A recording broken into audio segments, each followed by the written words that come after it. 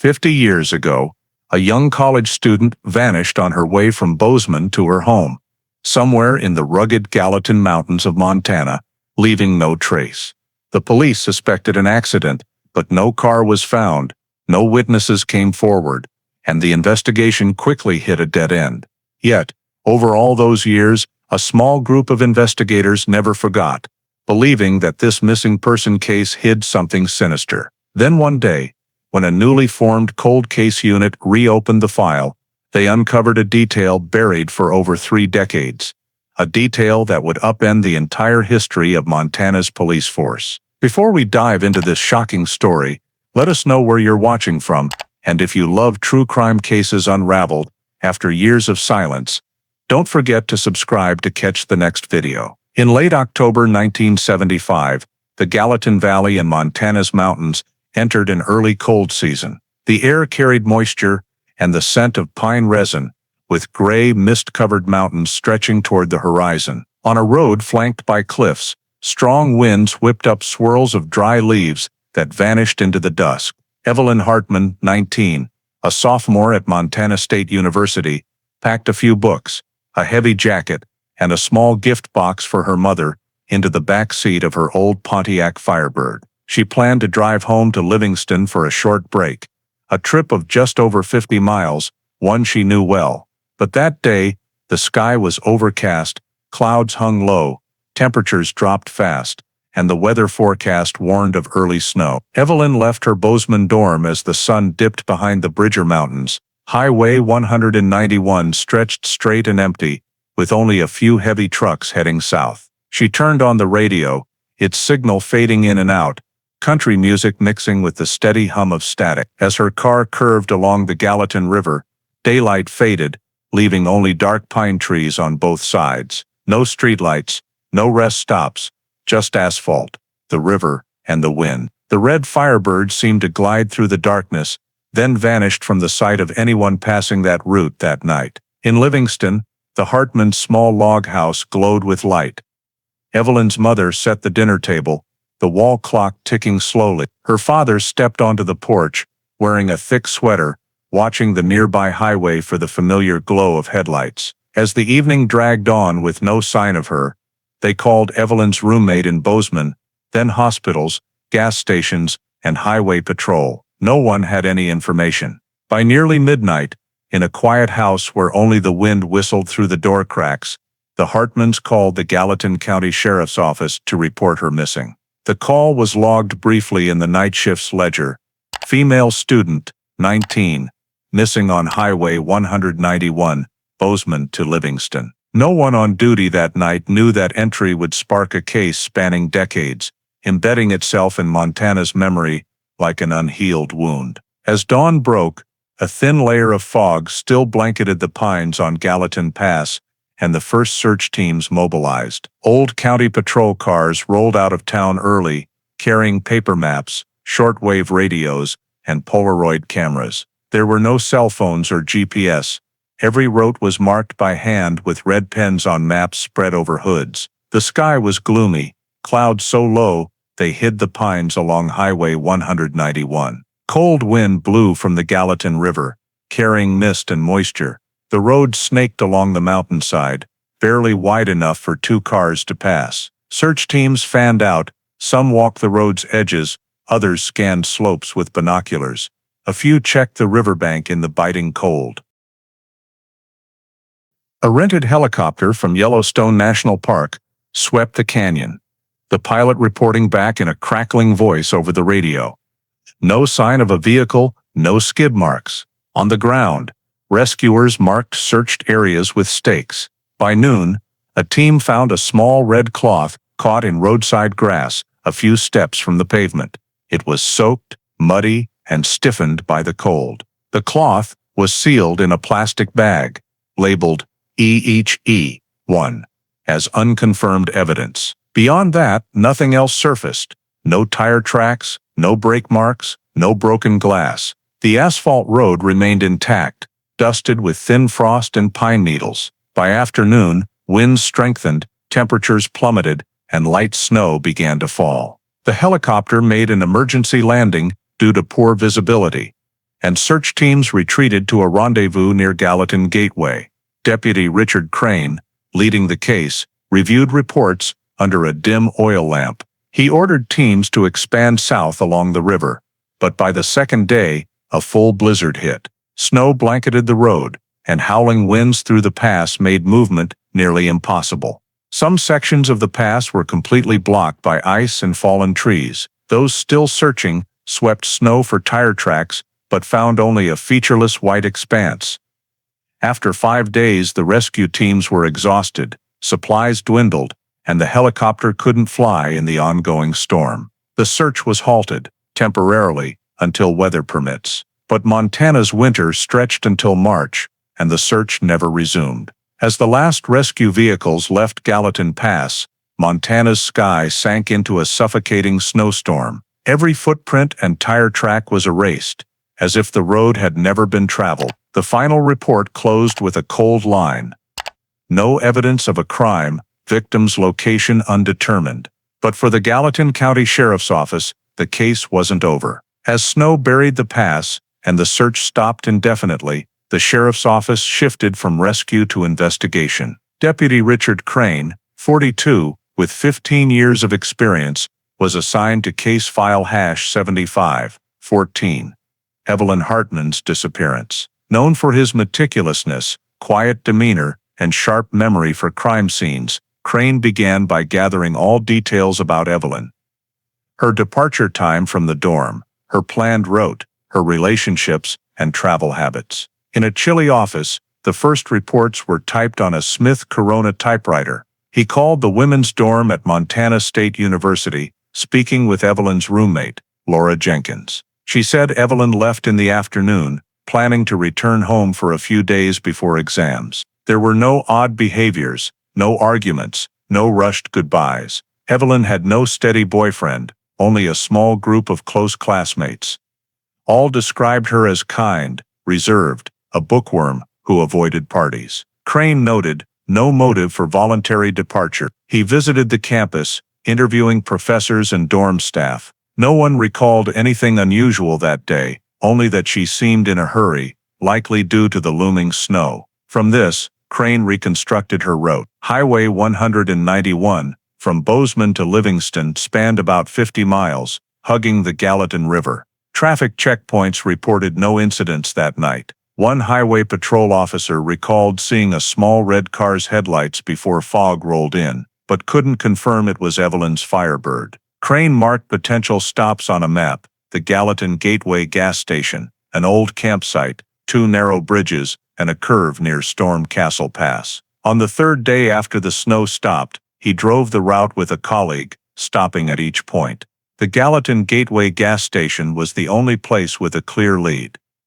An employee, Robert Ellis, said, around late afternoon, a young woman in a red Firebird stopped for gas. She paid, asked for directions to Livingston, and drove off. Later, I saw a sheriff's car heading the same way, not far behind. Ellis couldn't recall the car's number, only that it was a brown 4-door Ford LTD from the county. Crane questioned him repeatedly, noting possibly a patrol car in the area. The official report later summarized the witness statement as a sheriff's car may have followed the same direction, connection unconfirmed. That line became the only detail in the file that gave anyone pause. Meanwhile, the county's forensic team was sent to re-examine the scene when weather allowed. They collected soil samples from where the red cloth was found, took Polaroid photos, and measured distances from the road to the river. All data was manually cataloged and stored in evidence envelopes. No signs of a crash, no skid marks, no broken glass. Preliminary findings showed an intact road surface, making an accident unlikely. One technician suggested, maybe she gave someone a ride. Crane nodded but didn't add it to the record. In the small Gallatin office meeting room, wall maps were covered in red pen marks. Investigators traded theories: accident, abduction, or voluntary departure. No evidence clearly supported any. Local newspapers ran a brief story on page 3, Bozeman student missing on Gallatin Pass. The story faded after a few days, But in Livingston's small coffee shops, locals still talked about the girl who vanished on the road. Some thought she got lost and fell into the river, others mentioned a stranger in the area at the time. Crane read every article, underlining passages, but knew rumors wouldn't solve the case. After nearly 2 weeks, he submitted his first report to the sheriff. No evidence of a crime, no direct witnesses, cause of disappearance undetermined.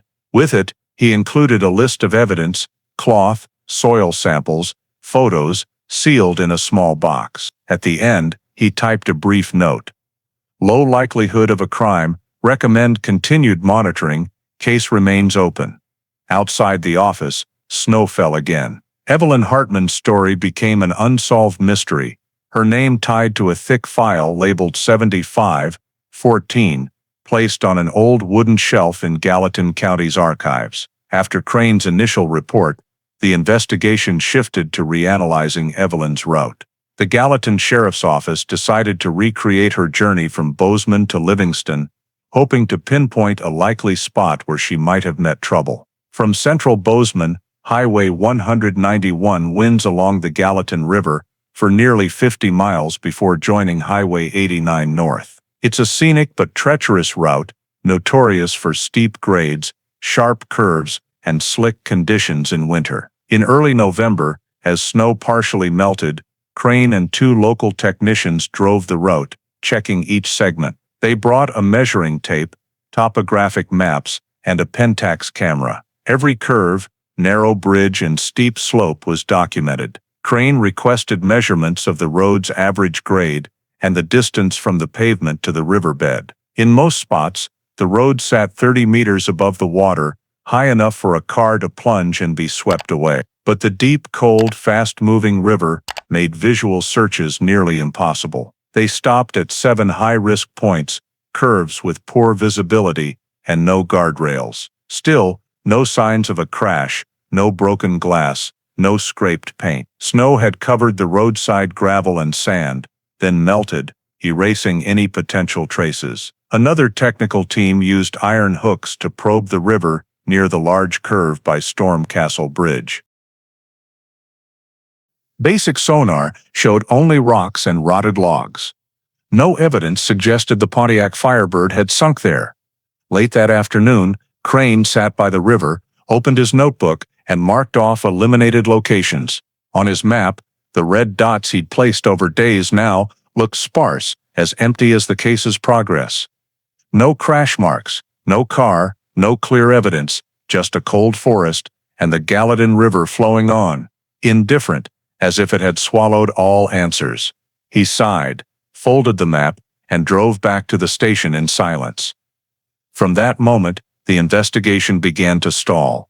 Weeks after the field survey ended, the mood in the Gallatin County Sheriff's Office grew heavy and weary.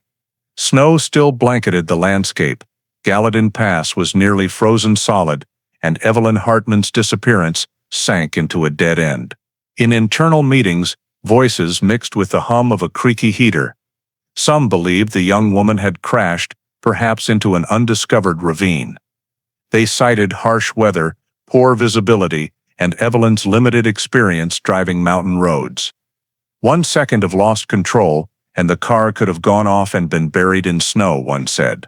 Others disagreed, noting that an accident would leave physical traces, glass, skid marks, oil, but nothing was found. Younger, more eager officers leaned toward a crime. Maybe someone stopped her car or forced her off. The rumor of the sheriff's car following came up repeatedly, though no one dared voice suspicion outright. Richard Crane, the lead, stayed stoic. He stressed no evidence of foul play, no witnesses confirming violence, and tentatively concluded Evelyn might have left willingly, at least initially. In his notebook, he wrote, "Cannot confirm criminal activity. Possible, voluntary departure from the area." Those brief words later became the basis for superiors to consider closing the case. But the Hartman family wouldn't accept it. They sent letters to the sheriff's office, demanding the search reopen, offering to hire divers or seek help from neighboring counties. Each letter was stamped as received, but the response was always the same. insufficient grounds to expand the investigation. That December, Evelyn's father drove along the Gallatin River himself, checking every stretch she might have traveled. He stopped at each curve, looked over the edge, and tossed pebbles into the water to gauge its depth. The cold numbed his hands in seconds. Returning, he visited the sheriff's office with photos from a cheap Kodak, hoping for overlooked clues. Crane met him in the hallway, saying curtly, "We've checked all those areas." His face was calm, but his tone closed the conversation. Days later, the family sent another letter, this time requesting the case be escalated to state level. But with limited resources and a lingering winter, no one wanted to pursue a near-hopeless search. In January 1976, the search team was officially disbanded. Wooden signs reading "Search Area Suspended" were removed, and equipment was returned to county storage. Only one patrol car passed the area weekly for routine checks. News of Evelyn faded. Early on, local papers ran short updates every few days, but by year's end, only a brief line appeared in the news section. No new information on Montana State students' disappearance. The local radio, once broadcasting pleas for tips, stopped mentioning her. In Livingston's small community, stories grew contradictory. Some believed she was kidnapped, others said she left with someone, and some thought her car sank in deep water, buried forever. Each rumor added another layer of fog over the truth. In Bozeman, Evelyn's dorm bed sat empty. Her roommate packed her belongings into a small box, sent to her family. The box sat on the Hartmans' living room table, next to a photo of Evelyn from a summer picnic. Her bright smile, eyes fixed on the camera. Meanwhile, in the Gallatin office, the case file grew thicker daily. The field reports, witness statements, crime scene photos, and soil analysis results were compiled into a 37-page file, bound in a yellow paper cover, labeled Missing Person Case #7514. Evelyn Hartman. On the final page, a typewritten note read, "No criminal activity concluded. Recommend archiving and monitoring for new information." The file was placed in a metal cabinet alongside dozens of other unresolved cases. When the cabinet door closed, the metallic clang echoed sharply, and in the Gallatin County Records Room, an unsolved disappearance officially slipped into the shadows of time. Outside, snow continued to fall, blanketing Gallatin Pass, covering the road Evelyn Hartman had last traveled. Time passed, winter followed winter, and in the Gallatin County Archives, file #7514 lay quietly among dozens of unresolved cases. No more meetings mentioned it, no further reports were filed, just silence. Each year, the archive grew with new accidents, thefts, and disappearances, pushing Evelyn's case further back, gathering dust with each snowfall. The archive clerk occasionally wiped down faded labels, noted case numbers, and locked the cabinet as before. In Livingston, Evelyn's parents kept the porch light on for years, but over time, they spoke of their daughter less. Her father passed in 1983 from heart disease. Her mother moved to live with relatives in Billings. No one came asking about the case anymore. At the county's annual sheriff meetings, file #7514 was listed as pending further information, then overlooked. Physical evidence wasn't reanalyzed, DNA technology didn't exist then, and there was no funding to reopen old cases. The cloth and necklace sat untouched in sealed bags, their handwritten labels fading. Time moved on, witnesses left Montana or passed away. Evelyn's roommate married and moved to another state. Robert Ellis, the gas station worker, quit in 1980. All those interviewed faded into their own lives, leaving only faint lines on paper. A new sheriff changed record-keeping policies, and old files were reorganized by year. But #7514 remained intact. In 1995, Richard Crane retired. He received a commendation for 25 years of service to Gallatin County. At his farewell, no one mentioned Evelyn Hartman. Most younger officers hadn't even heard her name. After retiring, Crane lived with his wife in a small house on the outskirts of Livingston, a few blocks from the main market. The local paper described him as a stern, quiet man who always did his duty. To the community, he was the archetype of an old-school officer, reserved, dedicated, no complaints. No one recalled he'd handled the county's only unsolved disappearance in nearly 2 decades. In the archive, the wooden box holding Evelyn's evidence was forgotten among hundreds of other files. Occasionally, a new clerk tasked with inventory would see the faded #7514 label, ask a senior staffer about it, and hear, an old missing person case, nothing special. Time and indifference gradually erased Evelyn's name from the town's collective memory. By the early 2000s, Montana entered a period of criminal justice reform. Old cases were revisited as other states began using DNA analysis. In Helena, the state Justice Department urged counties to review old evidence for potential retesting. DNA analysis in 2011 was far advanced from 1975.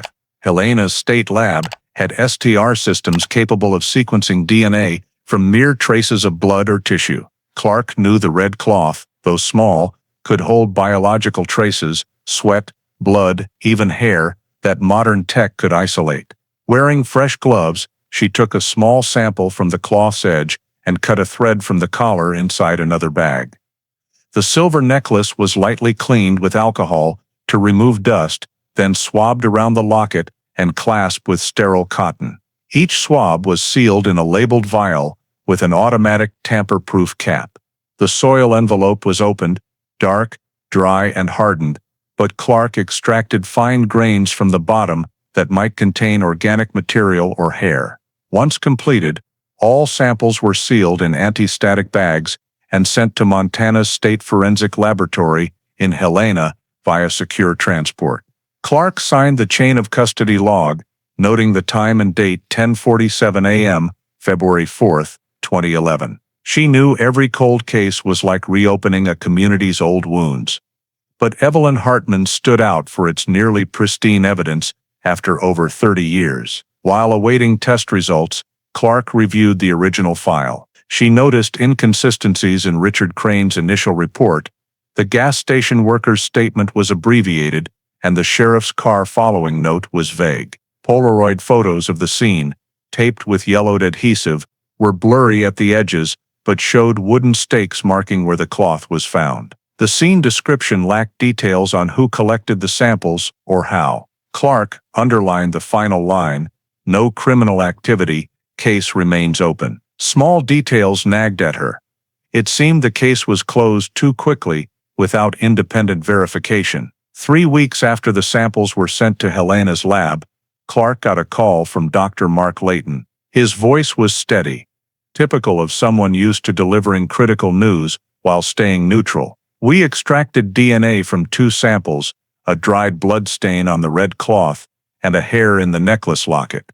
Both have enough data for comparison." Clark sat up, eyes fixed on her notebook. After over 30 years, this was the first concrete lid in Evelyn Hartman's case. The lab's report, sent the next day, stated, "STR analysis shows the blood and hair samples belong to the same male individual. DNA meets CODIS comparison standards." Clark read each line, feeling both excitement and unease. Per protocol, unidentified DNA would be run through CODIS, the national database of genetic profiles from arrestees, convicts, and law enforcement personnel. The comparison could take days or months, but less than 5 days later, results returned. That morning, Clark arrived early. A secretary handed her a sealed envelope from Helena, marked CODIS Hit, Confidential. She opened it in a small meeting room. The 6-page report, neatly printed, began, "Unidentified DNA from case #7514 matches 100% with profile. #54087. Richard Crane, born 1933, residing in Livingston, Montana." She read it twice to be sure. Richard Crane, former Gallatin County Deputy Sheriff, the officer who led Evelyn Hartman's 1975 disappearance case. Clark set the report down, silent for a long time. Her first feeling wasn't shock, but a chill down her spine.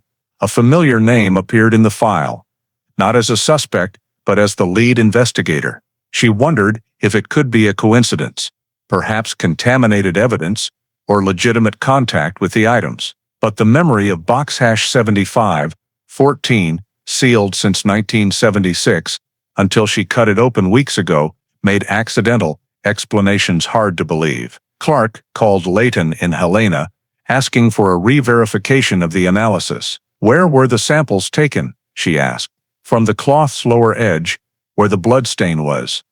We tested 2 separate areas, results matched. No contamination, no cross-mixing," he replied. He added that they found trace evidence inside the necklace locket, a hair from the same individual as the blood. Clark sat quietly before a whiteboard in her office, where she'd pinned an evidence timeline. The timeline stretched from 1975 to 2011, linked by red arrows. Crane was circled in the center. She didn't share the results immediately. Instead, she requested a cross-check by a second lab in Denver for accuracy. 2 weeks later, Denver's report confirmed DNA matches Richard Crane's sample exactly. Now, Clark had to dig into Crane's old personnel file in Gallatin's administrative archive.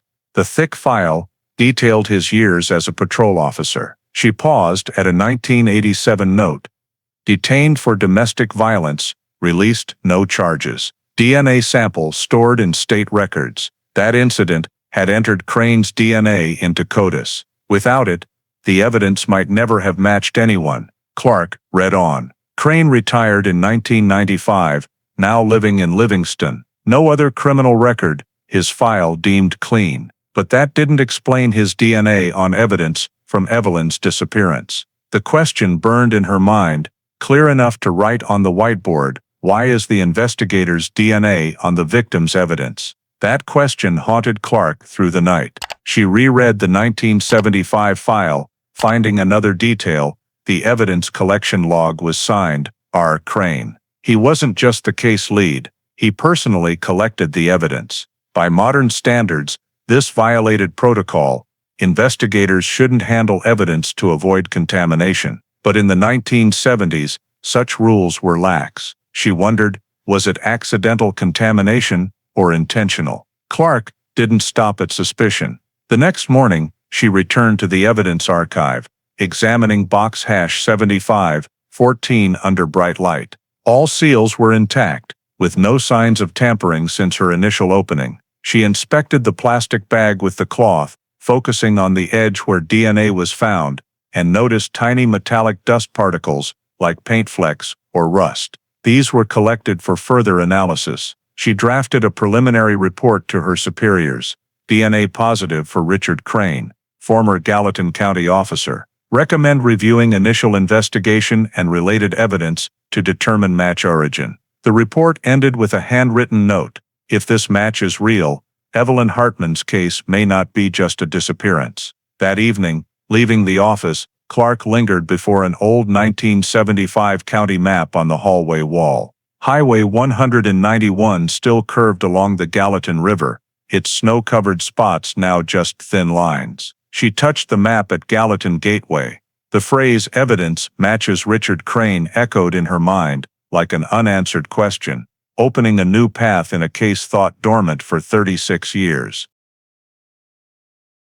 After the DNA match to Richard Crane, Anna Clark returned to the starting point, the old paper records in Gallatin County's archive. She believed the answer to why Crane's DNA was on the evidence might lie in how he handled the case 36 years earlier. On a cold April morning, Clark visited the archive in the basement of the old administrative building, where iron cabinets lined a cramped space under dim yellow light. The air smelled of old paper and rusted metal. Box hash 7514 sat on the third row among other 1970s missing person cases. She opened the box, spreading documents on a table. All were typed on yellowed paper, some edges worn. The first field report, titled Initial Field Report, October 20th, 1975, by Richard Crane, caught her eye. Clark read slowly, marking key sections with a pencil. Line 12 stated, "Last seen near Gallatin Gateway, believed to be traveling alone." She moved to the next line and froze. An odd gap appeared, several words scraped away. The paper was thinner there, showing blade marks. Under light, Clark saw faint ink traces, likely once reading, "Seen by patrol car." She checked the appendix, a carbon copy of the same report. There, the line was intact, though smudged, but legible. "Seen by patrol car #12-4, direction southbound." Clark paused for a long moment. She knew from the 1975 shift log that car #12-4 was assigned to Deputy Richard Crane. The discrepancy between the original and the copy was undeniable. Someone had deliberately erased the patrol car reference. "No notes," explained the alteration. She checked the signature at the page's bottom, still R. Crane. Clark flipped to the Gallatin Gateway gas station witness statement, where Evelyn was last seen. The only surviving line read, "Victim fueled up, headed south, no companions." No mention of the sheriff's car noted in the 1975 lab report. To verify, Clark searched the 1975 witness list. It named Robert Ellis, the gas station worker, then 27. Checking residency records, she found he was still alive, now in his 70s, living in Big Sky, less than an hour's drive away. The next day, she drove to meet him. Ellis's house sat on the edge of a pine forest, old but tidy. When Clark introduced herself as a detective investigating Evelyn Hartman's case, he was silent for a long moment before nodding. "I thought no one remembered that girl anymore." Clark turned on her recorder and gently asked, "Can you tell me what you saw that day?" Ellis recounted slowly. "That afternoon, a girl in a red Firebird stopped to fill up. She was polite, soft-spoken. As she drove off, I saw a brown sheriff's car behind her. I remember clearly because its lights reflected off the station's sign, catching my eye." He paused, looking at Clark. "I told the police that when they asked. I even remember the officer taking my statement, was Mr. Crane." Clark pressed, "Are you sure you mentioned the sheriff's car in your official statement?" Ellis nodded. "Positive. I saw it clearly. I even told him the car had no lights on, moving slowly, like it was following." Clark thanked him and drove back in silence. Ellis's account matched the erased line in the report perfectly. She immediately reopened the digital file, comparing all archived copies. The results showed only the original stored in Gallatin was altered. The carbon copy sent to the state archive remained intact. This meant the edit happened after the copy was submitted, while the file was still in the investigator's hands, Richard Crane. That evening, Clark wrote an internal report to her superiors, stating, "Discrepancy found between original and copy of 1975 field report. Line seen by patrol car #12-4 was scraped off the original, while the copy remains intact. Car #12-4 confirmed as Deputy Richard Crane's vehicle." Below, she double underlined the phrase, "possible tampering." The next day, she brought the documents to the state's document analysis lab to verify the erasure. Infrared spectroscopy revealed mechanical tampering, not natural degradation. The examiner concluded, "Evidence of direct alteration, likely with a razor blade." The report was attached to the cold case file. The deeper Clark dug, the clearer the pattern of misconduct became.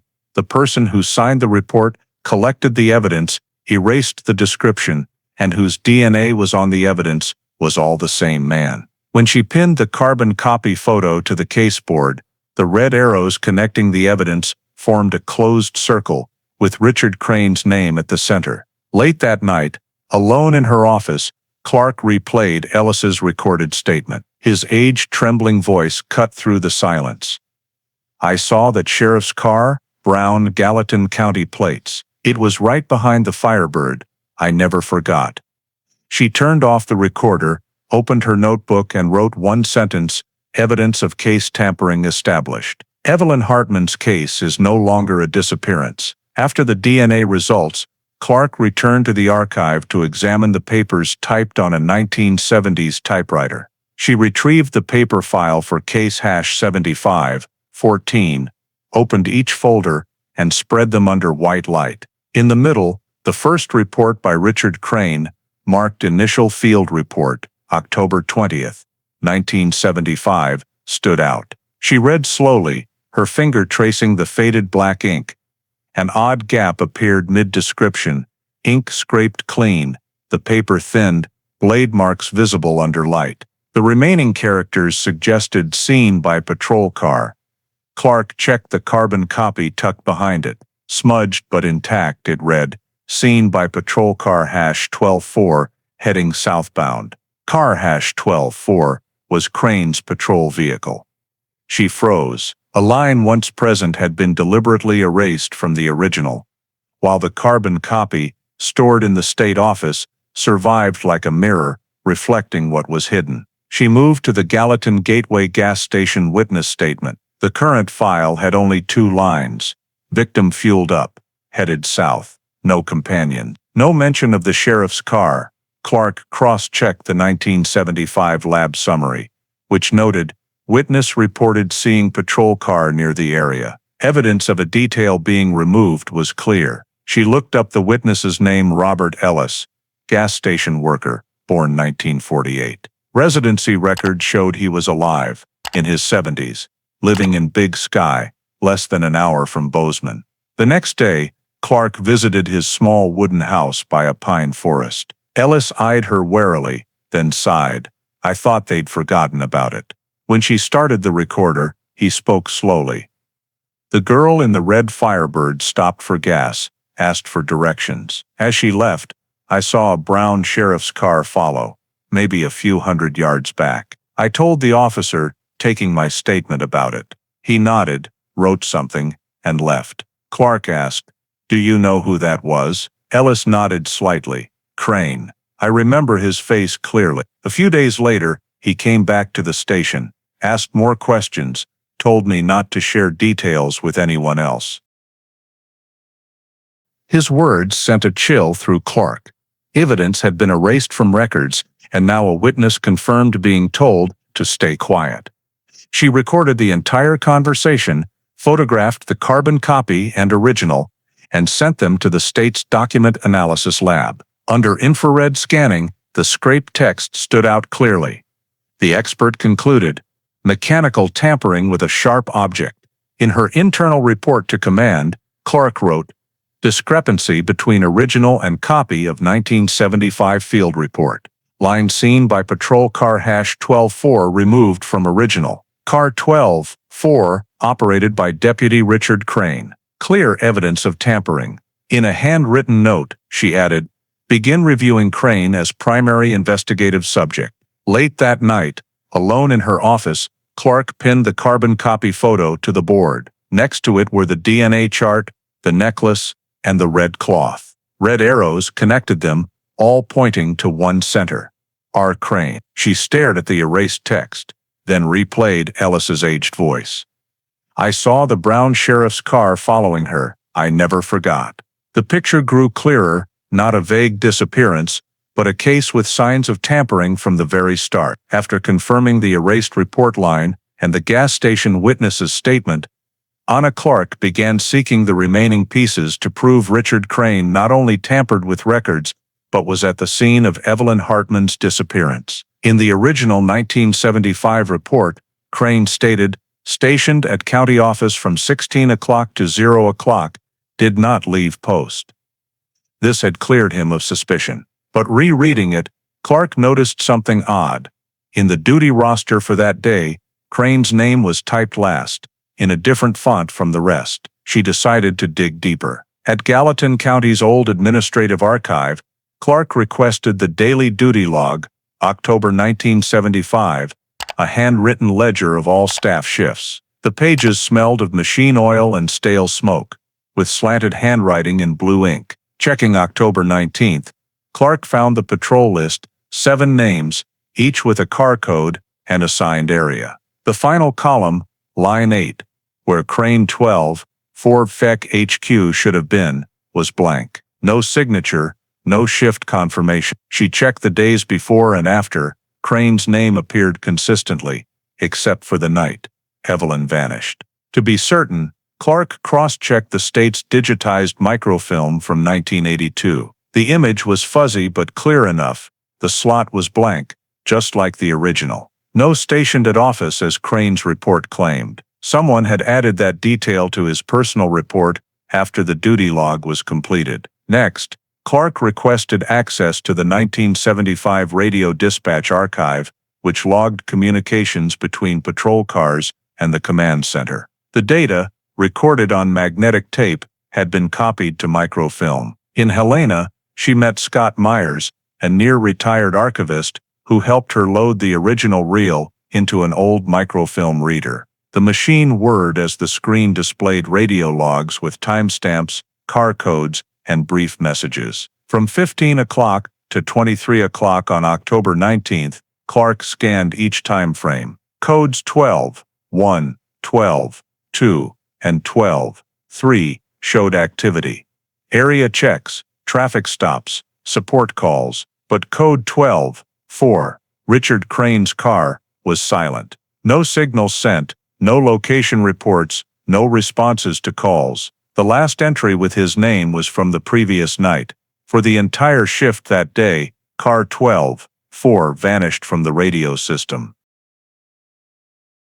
Clark asked Myers to check the handwritten dispatch log in case the recording was faulty. He flipped through yellowed pages, pointing to a penciled note. No contact, Bose, Unit 12, 4, assumed off-air. Another dispatcher had later added in red ink, confirmed off-duty, RC, with no response. These findings convinced Clark that Crane's claim of being stationed at the office all evening was false. Not only was he not at the station, but he also didn't communicate via radio, nearly impossible if he was on duty. She compiled a summary, Neelis duty log, name blank, no shift sign-in. Neelis Drumlis, radio log, no signals from car 12, 4 from 16 o'clock to 0 o'clock. Crane's personal report, claims stationed at office, witness statement, saw patrol car hash 12-4 following victim. All arrows on her investigation board now pointed to the same time frame, 4 p.m. to midnight, October 19, 1975. The exact window of Evelyn's disappearance. Clark submitted an internal verification request to the cold case unit chief. In her report, she wrote, "No evidence places Richard Crane at the station during the disappearance. Patrol car hash 12-4 sent no radio signals for 8 hours. Evidence suggests he left his post without reporting." She paused, then added, "Consider the possibility he encountered the victim on Highway 191. That evening, back in her office, Clark studied the board covered in sticky notes. Under Crane, Deputy 1975, she added a new note, false alibi. Next to it, in red pen, car 12-4 off radio 8 hours. The silence in the old records now held new meaning, not due to poor technology or oversight, but a deliberate gap. In Clark's mind, the image of a brown patrol car trailing a red Pontiac Firebird on an October afternoon in 1975 grew vivid. At the time, no one noticed except a gas station worker who mentioned it in passing, and a line erased from a report. Now, the radio log silence and the blank duty slot were the loudest evidence. Richard Crane wasn't at the station as he claimed. He vanished at the same time as Evelyn Hartman.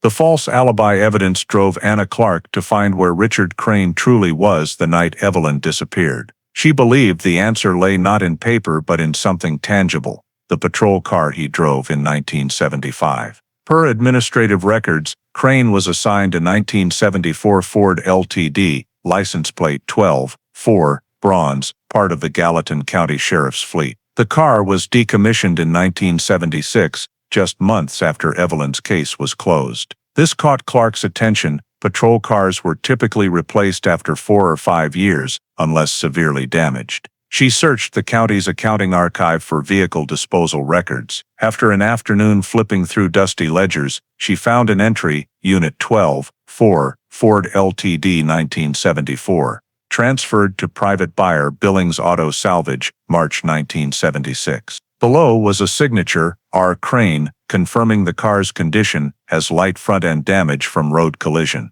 Once again, Crane signed a record tied to himself. Clark noted the address of Billings Auto Salvage, a scrapyard in eastern Montana, still operating under new ownership. 2 days later, she drove 3.5 hours to Billings and met the owner, Howard Franks, son of the founder. When Clark mentioned tracking a Ford Ltd sold there in 1976, he was surprised but searched the archive. After over half an hour, Franks produced a faded file with a black and white photo of the car before it was dismantled. The image was blurry, but under a magnifying glass, Clark saw the front right bumper was dented, with patchy paint and faint red streaks on the metal edge. She asked, "Did you note anything about this damage at the time?" Franks flipped to the last page, reading, "Front-end damage. Suspected minor collision. No chassis impact. Sold for parts before body destruction." He handed over another document, a copy of an insurance claim stating, "Claim, front impact, moderate damage. Insured by Gallatin County Sheriff's Office." Clark got permission to photograph the file and image. Back in Bozeman, she sent the photos to the state's forensic lab, requesting paint comparison. Dr. Layton, the analyst, immediately noted the red streaks weren't the Ford Ltd's original paint. Using period production charts, he confirmed, "This is cardinal red, specific to Pontiac Firebird models 1973, 1975. The same car Evelyn drove when she vanished." Clark read the report, her pulse racing. The pieces fit: a brown sheriff's car, seen behind Evelyn, later damaged at the front, bearing red paint, matching her car, and decommissioned months after her disappearance. She called Layton, asking if the photo alone could confirm a collision between the vehicles. He replied, "Photos alone aren't conclusive, but I can simulate, based on collision trajectory and paint materials." 3 days later, the lab sent a collision simulation report. Based on the dent's height and position, Layton concluded, impact at the Ford's right front, consistent with a light strike to the left side of a low sports car, like a Pontiac Firebird. The force could cause the smaller car to lose control, especially at high speed on a steep road. He included a 3D graphic showing the larger Ford angling into the Pontiac's rear, causing the red car to spin and slide off the road. Clark gripped the printed simulation tightly. This was the kind of collision that could make Evelyn lose control and plunge into the Gallatin River Gorge without leaving skid marks. If it happened, Crane wasn't just at the scene, he caused it. And afterward, he alone investigated, controlling evidence collection, report writing, and erasing incriminating details. She added the data to her evidence summary. Minor patrol car, 12-4, Ford, Ltd, 1974. Decommissioned early, front-end damage. 1976 insurance photo, right bumper dented, red paint traces. Paint analysis, matches Pontiac Firebird, 1973. Forensic collision simulation, impact consistent with Gallatin Pass terrain. Clark presented the report to the cold case unit chief, using visuals. Her superior was silent for a long moment, then said, "If this holds, we can prove Crane had direct contact with the victim at the time of her disappearance." That afternoon, Clark drove along Highway 191, where snow was melting. She stopped at the curve near Gallatin Bridge, marked on the old map as a suspected accident site. Standing by the roadside, she looked down at the cold river, water churning against the rocky cliff base. In her mind, she saw 2 cars, a heavy brown Ford veering left, a smaller red Pontiac, losing control and vanishing into the fog. The cold wind carried the sound of water hitting rocks, like metal colliding. That night, in her office, Clark pinned the dented Ford Ltd photo to the evidence board under false alibi. Below she wrote in red pen, "Physical collision confirmed. Car 12-4 is the offending vehicle." With the Ford Ltd evidence verified, Anna Clark knew it was time to move forward. The DNA, tampered records, and collision evidence were enough to request a search warrant. She submitted a nearly 100-page report to the Helena prosecutor's office, stating, "Reasonable grounds exist to believe Richard Crane was at the scene of Evelyn Hartman's 1975 disappearance and intentionally concealed evidence." On September 14, 2011, a Gallatin County judge approved a search warrant for 1126 Maple Road, Livingston, the old wooden house where Crane had lived for over 15 years since retiring. The next morning, a 5-person investigation team left Bozeman at dawn. When they arrived, the sun was just rising over the hills. The house stood isolated, with a silver tin roof, a low fence, and a private property sign. Crane was on the porch as the patrol cars pulled up, his demeanor eerily calm. When Clark stepped out, he said softly, "I knew this day would come." She read the search warrant. He didn't object, quietly opening the garage door. The garage was stifling, smelling of machine oil and old metal. It was narrow but orderly. A wooden workbench, toolboxes, a rack of work clothes. Black and white photos of Crane in his sheriff's uniform hung framed on the wall. The team split into search zones. Clark and two forensic techs went straight to the workbench. In the second drawer, she found a silver women's necklace, simple but aged, coated in dust. It had no pendant, only a broken locket half. Under light, the silver glinted, and Clark froze.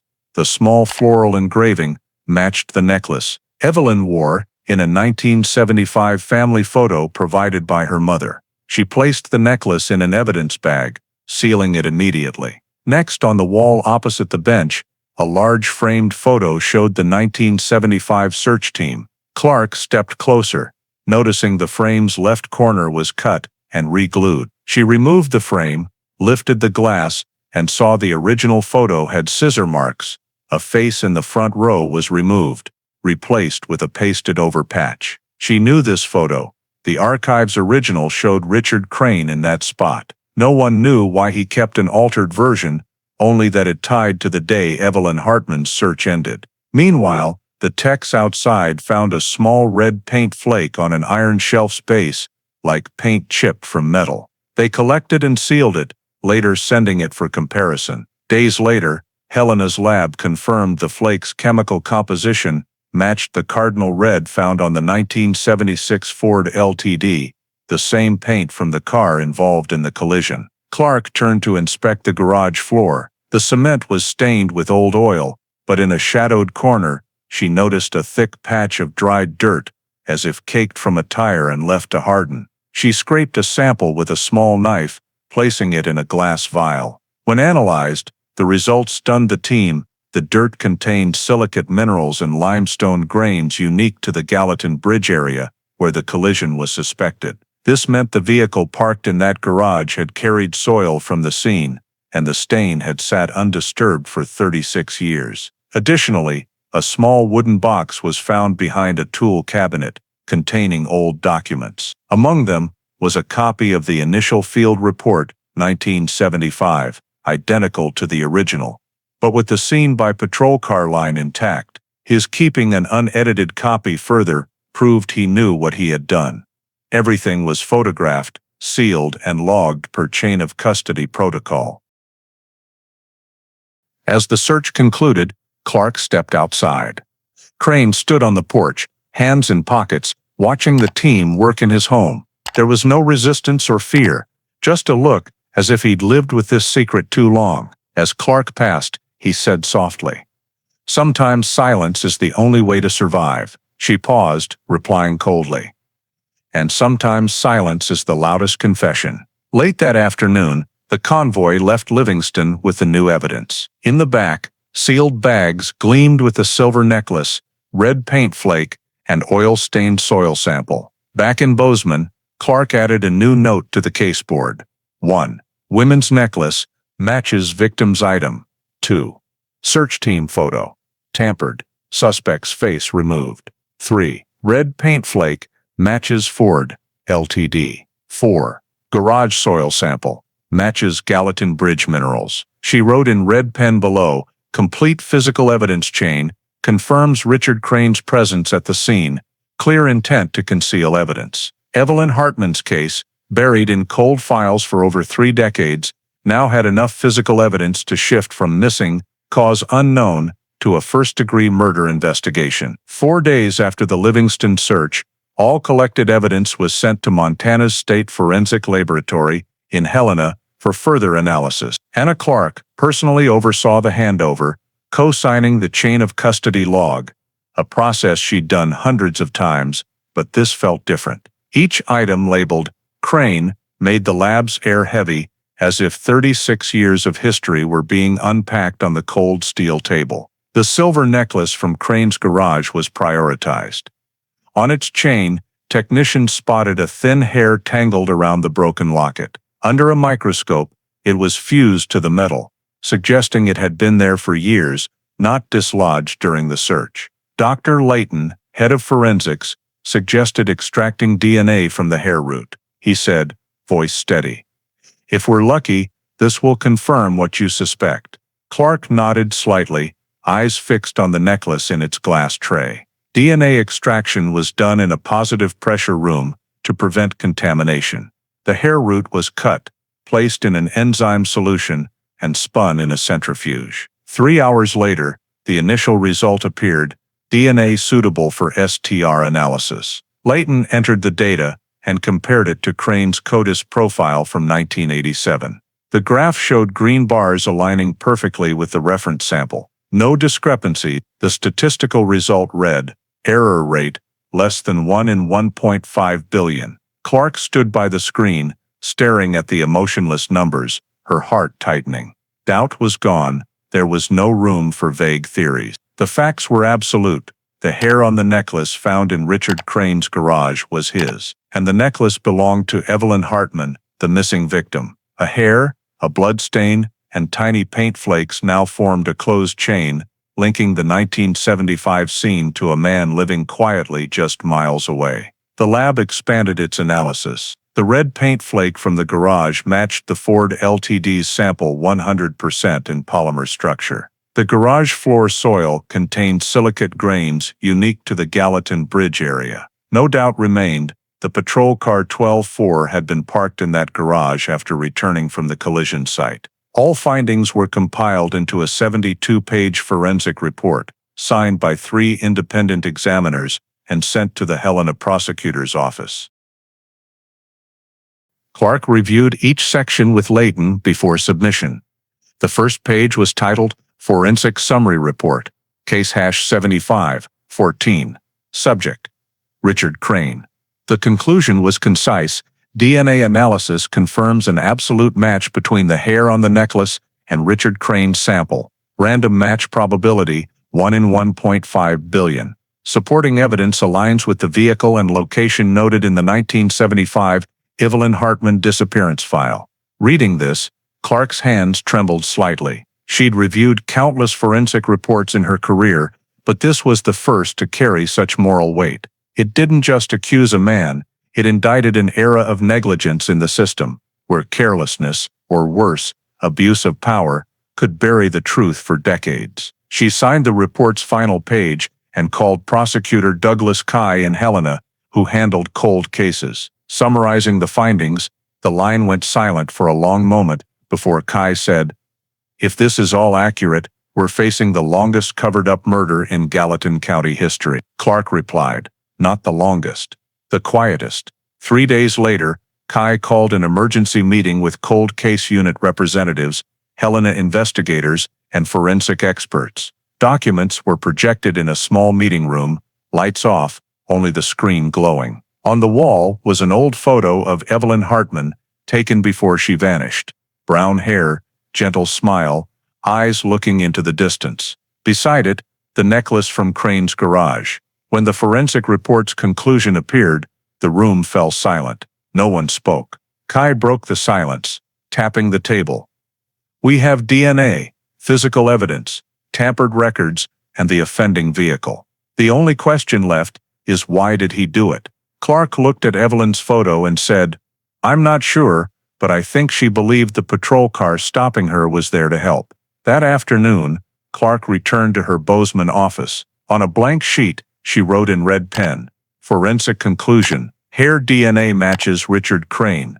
Paint flake and soil match offending vehicle. Evidence chain complete. No contamination possible. Recommend criminal prosecution for first-degree murder." She pinned the note to the evidence board, below the dented Ford Ltd photo. Beside it, she added a small line. "The truth never vanishes, it just needs someone patient enough to find it." Leaving the room, Clark paused in the hallway, looking through a glass door at the falling snow. Outside, Montana was cloaked in quiet white, as if no crime had ever occurred. But in her hands, The 72-page forensic report had awakened the past, and for the first time in 36 years, Evelyn Hartman's disappearance was officially named a crime. After Kai approved the forensic report, the investigation entered its final phase, pinpointing the physical crime scene where Evelyn Hartman's Pontiac Firebird vanished 36 years ago. Though the evidence was enough to charge Richard Crane, Clark believed only finding the car would complete the truth. She had an old map of Highway 191 and blurry aerial photos from Montana's Department of Transportation, taken in fall 1975. In the corner of photo hash 43, Clark noticed a small riverside area with an unnatural depression, like a sinkhole from a landslide. She circled it, noting mile 27, near Gallatin Narrow Bridge. Possible subsidence post-1975 winter. With the State Bureau of Investigation support, a geological survey team was deployed. Their tools were far advanced from Crane's era: ground-penetrating radar, magnetic sensors, and GPS. On September 22, 2011, they reached the site, a sharp curve on the Gallatin River, where the right bank was heavily eroded. Clark stood at the road's edge, where dark, wet soil sloped to the riverbed. The air smelled of mud and pine resin. Autumn wind carried a chill, making everyone pull their collars higher. The GPR was dragged along the bank, sending ultrasonic signals below. The screen showed geological layers, rock, gravel, and suddenly, a flat metallic object at nearly 3 meters deep. The technician looked at Clark, nodding. Large horizontal object, box-shaped, stable metal signature, likely a vehicle frame. She said nothing, signaling to mark the spot. The survey team began drilling, pulling up mud with a faint gasoline odor. The second drill core brought up a pale red paint flake, the same cardinal red they knew. The next day, formal excavation began. A small backhoe dug carefully through layers of soil. After nearly 2 hours, metal emerged, a bent rear bumper, paint peeling. As the car's roof appeared, Clark stood frozen. Before her, half buried in thick mud, was a Pontiac Firebird, tilted, its front toward the river. Water seeping through its rusted seams hissed faintly. The faded Firebird logo was still visible on the hood, and the VIN on the frame read 2T87N3L146809. The VIN was entered into Montana's vehicle registry. Results returned in minutes. Registered owner: Evelyn Hartman, Bozeman, Montana, October 1975. The team fell silent. After 36 years, the missing car was found. When the forensic team opened the right door, mud poured out, mixed with the smell of metal and decay. Inside the driver's seat was a curled human skeleton, the skull fractured on one side. On the shoulder bones, remnants of a red wool sweater hung, rotted. Clark recognized the color from Evelyn's roommate's 1975 statement: red high-neck sweater. In the back was a leather purse, its zipper rusted but intact. Inside were a women's wallet, a Montana State University ID, and a small notebook with EH handwritten. All evidence was sealed and sent to Helena's forensic lab. The bones were examined by anthropologist Dr. Alice McGovern. Preliminary findings confirmed a female, aged 18-22, matching Evelyn's profile. Clark was present when bone marrow was sampled for DNA. 3 days later, the lab results confirmed 100% match with Evelyn's DNA from a 1974 student file hair sample. When match confirmed appeared on the screen, Clark closed her eyes for a moment. The 36-year disappearance now had a body. No longer a theory, no longer vague. Evelyn Hartman was found. The 48-page excavation report was sent to Kai, detailing excavation site, south bank of Gallatin River, 2.3 miles from bridge. Object depth, 2.8 meters. VIN matches victim's car. Artifacts: human bones, red sweater, purse, student ID. Likely cause of death: skull trauma and drowning post-collision. At the cold case unit meeting, Clark presented the findings, projecting images of the Firebird emerging from mud. The room was silent for nearly a minute. Finally, the unit chief said softly, "Evelyn was there the whole time, right where he said nothing was found." That afternoon, Clark returned to the site one last time. The area was cordoned off, but she was allowed near. The Gallatin River still flowed, as quiet as 40 years ago. The mud was cleared, leaving an empty excavation pit. Wind from the river carried a chill across her face. In that moment, Clark understood that every effort, every data point, every cold DNA or mineral fact had led to this. A real person, a life taken, and a truth finally brought to light. That night, she wrote in her investigation log, September 26, 2011. Pontiac Firebird found, owner confirmed as Evelyn Hartman. Evidence chain complete, no longer a missing person case. On the final page, she clipped an aerial photo, the red Firebird, half exposed from mud, surrounded by dark pines. Below, she wrote, 36 years under mud. The truth still shines red. Finding the Pontiac Firebird and Evelyn Hartman's remains paved the way for the final phase, reconstructing the crime scene using physical evidence and collected records.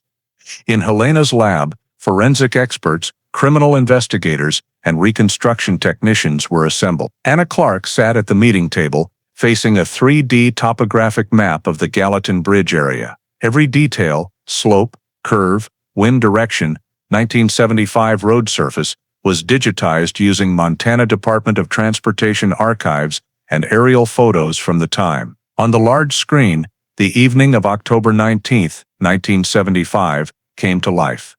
A narrow road, a red Pontiac Firebird ahead, followed by a brown Ford LTD patrol car, plate 12-4. The team called it the Gallatin Sequence Reconstruction. Based on paint and dent data from Crane's car, they determined the Ford overtook, then slowed abruptly, forcing Evelyn's car to the right shoulder. The first impact hit the Firebird's left rear, with enough force to make its tires skid off dry asphalt, spinning the car and sending it down the riverbank. Clark watched the simulation video, hands clenched. The screen noted, impact speed 38, 42 miles per hour, surface dry asphalt, no braking marks. The absence of skid marks, once leading the 1975 investigation to rule out an accident, now proved a deliberate calculated strike, leaving no obvious trace. The anthropology lab confirmed Evelyn's skull fracture matched trauma from a hard left side impact, likely from hitting the car's doorframe. The autopsy report added, no defensive wounds, no sharp object injuries, cause of death. Head trauma combined with drowning post-collision. This supported the theory that Evelyn wasn't attacked before the crash, but was knocked unconscious by the impact and drowned as the car sank.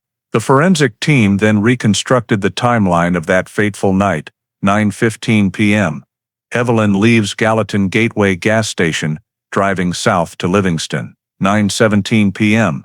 Patrol car 12-4, driven by Richard Crane, leaves its assigned route, radio off. 9:25 p.m. Witness Robert Ellis sees brown sheriff's car following the red Firebird. 9:35 p.m. Both vehicles reach the Gallatin Bridge area. Based on terrain, Crane flashing his lights could have made Evelyn think he was stopping her for a check. 9:36 p.m. Collision occurs at the second steep curve, near mile 27. The Firebird veers off, plunging down the riverbank. 9:45 p.m. Crane stays at the scene, checks below, sees the car half sunk in mud. He doesn't call for help or report via radio. 10 p.m. 0 o'clock.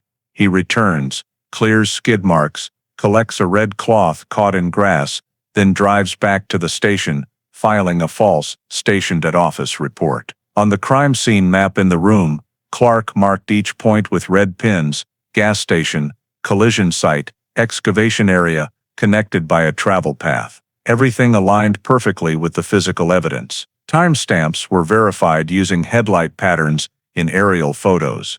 Details, 1975, technology couldn't analyze. The technicians then built a 3D terrain model of October 19, 1975, simulating the vehicle's movements. As the reconstruction played, the red Firebird's headlights reflected the patrol car's lights behind, forced to the road's edge. A technician said quietly, She must have thought he was there to help. Clark didn't respond. The words echoed heavily in her mind. The reconstruction's final part focused on Crane's post-crash actions. Experts concluded he returned at dawn to conceal evidence. Mud sediment on the Ford's paint flake showed 2 layers, dry afternoon soil and wet, oily mud unique to the Gallatin River. Proof the car was at the scene at least twice that night. They concluded intentional scene tampering. In Clark's compiled map, all movements, timestamps, and evidence locations formed a closed chain. The final note read, Pishala car 12-4 operated off-duty. Victim left gas station at 9:15 p.m. Collision at mile 27, Gallatin Bridge. Car plunged into river, victim deceased. Suspect collected evidence, tampered with report, erased scene by patrol car line. The crime scene reconstruction report, nearly 200 pages with maps, collision diagrams, and minute-by-minute timelines, was completed. Kai reviewed it, saying to Clark, "We have the whole story, from the moment he flashed his lights to when he erased the report line." The next day, at the cold case unit meeting, Clark presented the full reconstruction. As the simulation showed the car plunging off the road, the room was silent. Only the wind outside the hallway and the clock's second hand broke the quiet. Clark said softly, "Evelyn never knew the officer stopping her wasn't there to help but to make her disappear." When the meeting ended, Clark stood alone by the screen, staring at the final image, 2 cars in Montana's night, headlights cutting through white fog. She added a final note to the report. Reconstruction confirms Richard Crane approached the victim as a sheriff, caused an intentional crash, and concealed the entire scene. Evelyn Hartman's case, after 36 years, was reconstructed second by second. With maps, movement diagrams, and a complete timeline, the past on Gallatin Pass took shape. A dark October night in 1975, where justice was buried with a red car in cold mud. On November 18, 2011, at 6 a.m., Livingston was still shrouded in fog. On Maple Avenue, only a few streetlights cast pale yellow glows onto the wet sidewalk. A convoy of unmarked Gallatin County Sheriff's Office vehicles stopped before the small wooden house at 1126. Richard Crane's home for over 15 years. In that quiet moment, all seemed normal. Thin smoke rose from the chimney. A dog barked next door.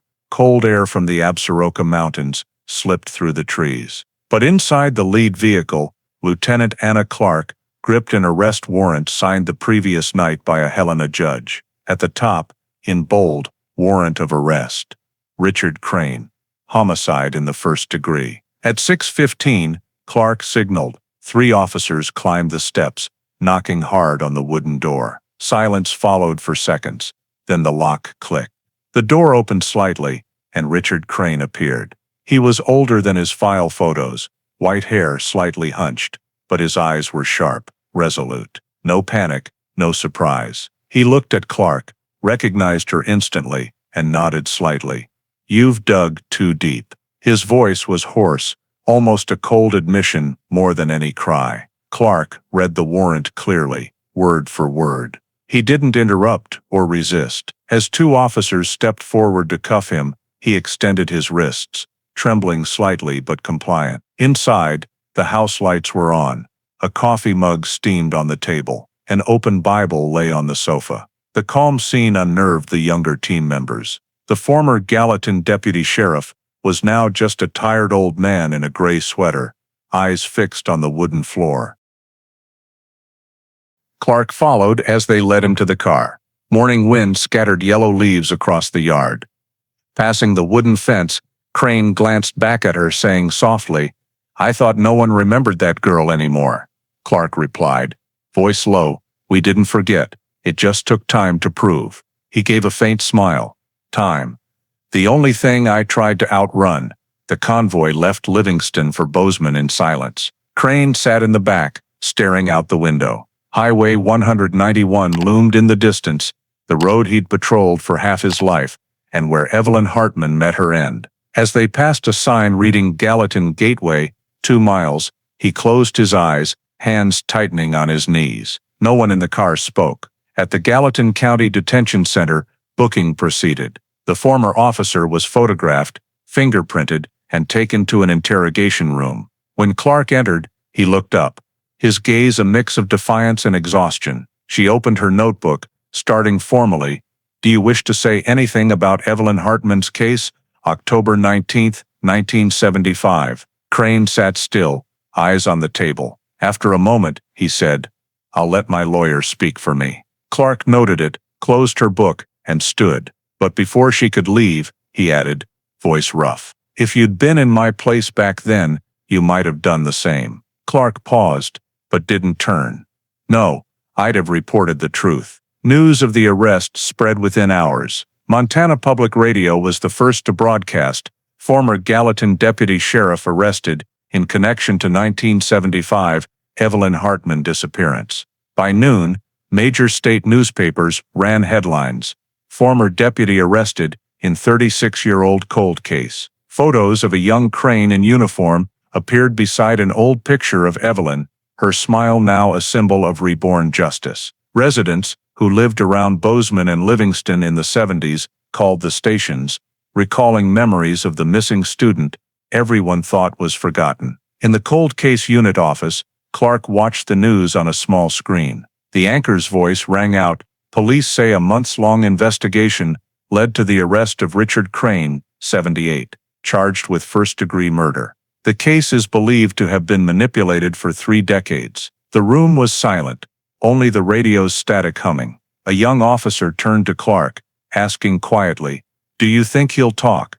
Clark didn't answer. She looked out the window, where Montana's sky was clearing, and said slowly, "The truth has already spoken." That afternoon, as Crane was transferred to Helena's detention center for arraignment, reporters crowded the entrance. He answered no questions. As he was led through, his face showed no emotion, only a slight lip press when a reporter asked, "Do you regret it?" No one knew if he heard.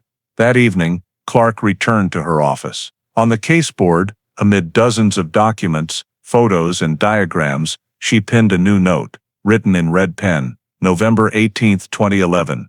Richard Crane arrested in Livingston, Montana. No resistance. No statement. First words, "You've dug too deep." She paused, then added a smaller line below, 36 years of silence.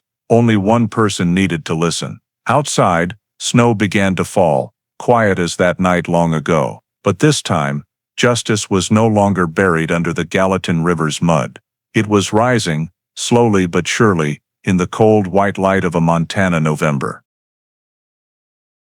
On December 6, 2011, at the Lewis and Clark County Courthouse in Helena, the Montana Prosecutor's Office formally filed charges against Richard Crane for first-degree murder under Montana Code 45-5102. Media swarmed, calling it Montana's coldest arraignment, a case buried for 36 years, now revived with undeniable evidence. Prosecutor Douglas Kye, overseeing the case, faced dozens of reporters, stating briefly, "We have DNA, the offending vehicle, physical evidence, and direct witness testimony. The truth can be buried, but it never vanishes." The 48-page indictment outlined 4 main evidence groups. 1. DNA. Blood and hair from 1975, sealed evidence matched Richard Crane's DNA profile exactly, with a 1 pix in 1.5 billion error rate. 2. Physical evidence. The women's necklace, red paint flake, and soil from Crane's garage confirmed a direct link to the crime scene. 3. Vehicle. Insurance records and photos of the 1974 Ford LTD showed a collision with Evelyn Hartman's Pontiac Firebird, with matching paint and dent patterns per forensic simulation. 4. Witness Robert Ellis, gas station worker, confirmed seeing a brown sheriff's car, Crane's following the Firebird just before Evelyn vanished. All were tied by tampered investigation records. The scene by patrol car #124 line, erased from the 1975 original report, evidence of intentional concealment. Kye read the indictment's conclusion in court. Defendant Richard Crane, while on duty, intentionally approached victim Evelyn Hartman, caused a collision resulting in her death, then concealed the scene and falsified records. This constitutes first-degree murder and abuse of police authority. The defense, led by attorney Martha Kendall, used a familiar argument for old cases: contaminated evidence over time. Kendall claimed the evidence, stored for decades without modern controls, could have been affected by environment or recent handling. She moved to dismiss the DNA evidence, arguing, "It's impossible to prove the samples weren't contaminated post-1975. Listening from the prosecution's row, Clark only pursed her lips. She knew this argument was anticipated. Kai stood to rebut.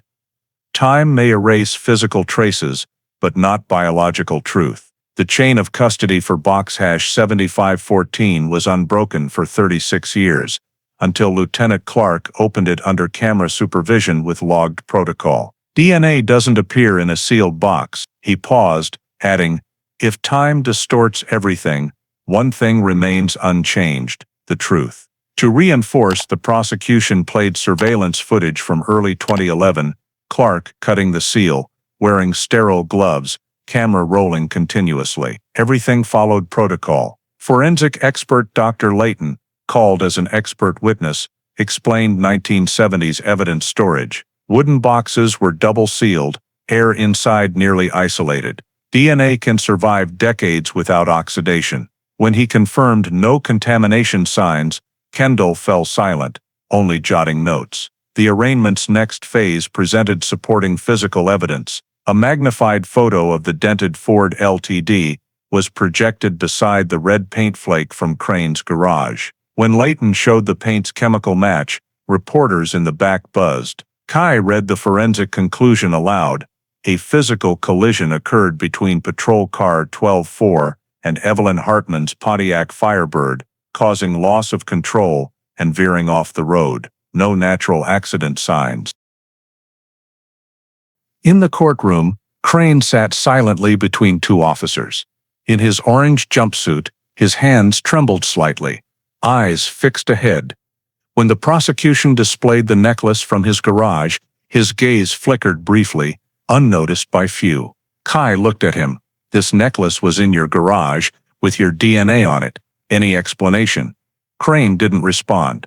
Only the clerk's pen tapped steadily, recording the silence. That afternoon, as the arraignment ended, the judge approved criminal prosecution, setting the preliminary trial for March 2012. Evening news across Montana, led with former deputy officially charged with 1975 murder of student Evelyn Hartman. Footage of Clark and Kai leaving the courthouse in snowfall replayed repeatedly. A reporter asked, "Miss Clark, what do you think of the defendant's silence?" She replied curtly, "Silence doesn't erase DNA." That night, at the cold case unit office, Clark pinned a copy of the indictment to the board. Under State of Montana versus Richard Crane, she wrote in red pen. Arraignment, December 6, 2011 charge. First-degree murder evidence. DNA, physical items, offending vehicle, witness testimony. Defense argument, contaminated evidence over time, prosecution rebuttal.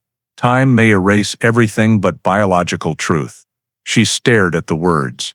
Outside, Helena's snow fell thick, blanketing the roads around the courthouse. But this time, the truth wasn't buried. It was written in red ink, clear and indelible. In March 2012, Montana's spring arrived late. Snow still capped the Bridger Range, but outside Helena's county courthouse, a crowd gathered early. The press dubbed it the trial of three generations. Many spectators were students, officers, or Gallatin Valley residents in 1975, when Evelyn Hartman vanished. 36 years, nearly half a lifetime, were now condensed into one trial. On the courthouse steps, reporters, cameras, and curious locals packed tightly. Snow reflected pale sunlight, everything glaringly bright. At 8:30 a.m., the Montana State versus Richard Crane trial began. The 78-year-old former deputy sheriff entered in a gray jumpsuit, white hair stark. Uncuffed, he was flanked by two officers. He sat, eyes fixed on the wooden table, avoiding all gazes. At the prosecution table, Douglas Kai prepared a 10-inch thick file. Opposite, defense attorney Martha Kendall flipped through documents, her eyes sharp but uneasy. In the back row, Anna Clark sat quietly with the cold case unit. She'd reached her journey's end, but it didn't feel like victory, just the weight of a truth long delayed. Judge Eldon Myers presided. His gavel struck, silencing the room, only the recorder's hum remaining. Kai stood, opening his prosecution speech with a steady voice. On October 19, 1975, a young woman named Evelyn Hartman left Bozeman to drive home to Livingston. She never arrived. Today, 36 years later, we know why she didn't disappear. She was killed, and the man before you hid it. He paused, glancing at the defendant, then turned to the jury. Defendant Richard Crane, then a Gallatin County deputy sheriff, abused his authority, approached the victim under the guise of protection, caused a collision that killed her, and erased all traces. He thought time was on his side, but time doesn't erase DNA. The defense objected, claiming the prosecution was evoking emotion. The judge allowed continuation. On day 2, the first witness was called, Robert Ellis, 63, former Gallatin Gateway gas station worker. He took the stand, hands trembling slightly. Kai asked, "Do you remember that night, October 19, 1975? Ellis nodded. "Clearly, I saw the girl in the red Firebird. She asked for directions to Livingston, then left. A brown sheriff's car followed, no lights on." Kai pressed, "Do you know who drove that sheriff's car?" Ellis glanced at Crane. "I do now." The courtroom was silent. Crane looked up, meeting Ellis's gaze. For a moment, his aged eyes flickered with something unreadable, perhaps acknowledgement, perhaps exhaustion. The next witness was Dr. Mark Layton, Helena's forensic chief. He detailed the 36-year evidence preservation process. The items were double-sealed, stored in a temperature-stable archive. Upon opening, we verified all seals, no tampering signs. Defense attorney Kendall cross-examined. "Can you guarantee the samples weren't contaminated over 36 years? Layton replied calmly. "I can guarantee the analyzed DNA matches the defendant's perfectly. Random match probability is 1 in 1.5 billion. That's less likely than 2 people sharing fingerprints," the courtroom murmured. A reporter whispered, "DNA just sealed it." On day 3, Anna Clark was called. As she took the stand, Kai asked respectfully, "Lieutenant Clark, why did you choose Evelyn Hartman's case among hundreds of cold files?" She answered, "Because that box was never opened. And because someone tried to keep it sealed." Kai nodded. "Can you describe how it felt when the DNA matched Crane?" Clark looked at the jury. It wasn't victory. It was justice delayed too long. Kendall tried to undermine her. "Miss Clark, you weren't there in 1975. Your claims rely on old records. You can't confirm Crane intentionally hid evidence." Clark replied evenly, "I can. The carbon copy of the field report proves the scene by patrol car #124 line was erased. And Crane was the only one with access to the original."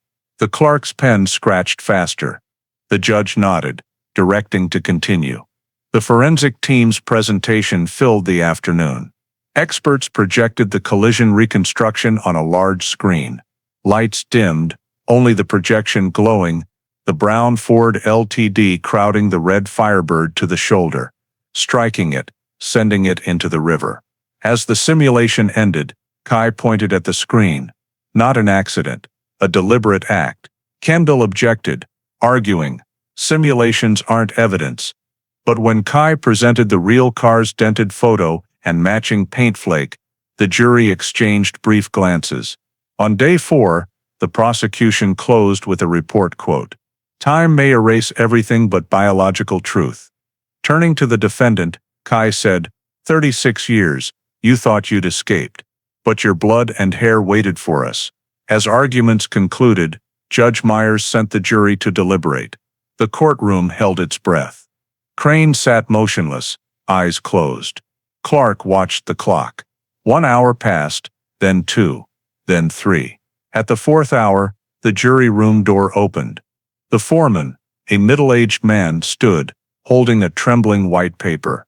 The judge asked, "Have you reached a verdict?" He replied, "Yes, Your Honor." "And your verdict?" "We, the jury, find the defendant Richard Crane guilty of first-degree murder." Murmurs spread through the courtroom. Clark closed her eyes, exhaling deeply. Kai bowed his head, no smile. Kendall placed a hand on her client's shoulder, but Crane didn't react.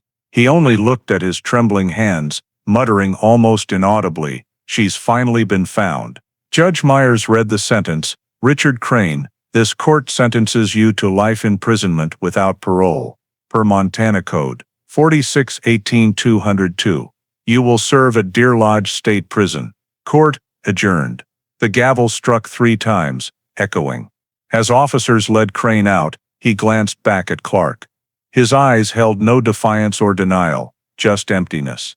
She stood, meeting his gaze, nodding slightly. Outside, reporters swarmed, flashes glaring. One asked Clark, "What can you say about today's verdict?" She replied, "No one wins. Only one person finally rests." That night, leaving the courthouse, Clark paused before the bronze justice statue. Montana's sky darkened fast, snow falling lightly. She opened her notebook, writing the final entry. Verdict, guilty. Life without parole, 36 years, 4 hours of deliberation, one final truth. She closed the book. Somewhere beneath the Gallatin River's soil, Evelyn Hartman's voice was finally returned. The Evelyn Hartman case in Montana is more than a legal journey. It's a mirror reflecting how America today confronts justice, memory, and accountability. In this story, a disappearance thought forgotten for over 3 decades was unearthed through DNA technology and the persistence of an investigator who believed truth could sleep but never die. It's a reminder for modern American society, where trust in the justice system sometimes wavers, that justice comes not just from power, but from human transparency and tenacity. Every detail, from the wooden box sealed for 36 years, to untainted DNA, to Anna Clark's journey through time's dust to reclaim a forgotten person, shows the power of truth and science's role in protecting it. In today's America, where technology advances but trust erodes amid misinformation, this lesson is vital. Facts and ethics must align. Only when people like Clark dare to challenge habits, ask questions, and dig into what others deem done, does the system retain its soul. The Hartman case offers a lesson for every American today. Believe in the value of truth, no matter how obscured by time or power. Whether you're a police officer, journalist, teacher, or ordinary citizen, justice begins with small acts, refusing silence before wrong. As Anna Clark proved, one person daring to listen can make a nation remember its old promise: no one is forgotten. Thank you for following the journey to truth in the Evelyn Hartman case, where justice awoke after 36 years of silence. Subscribe to our channel to explore more true stories, where the past still whispers in the present and justice never sleeps.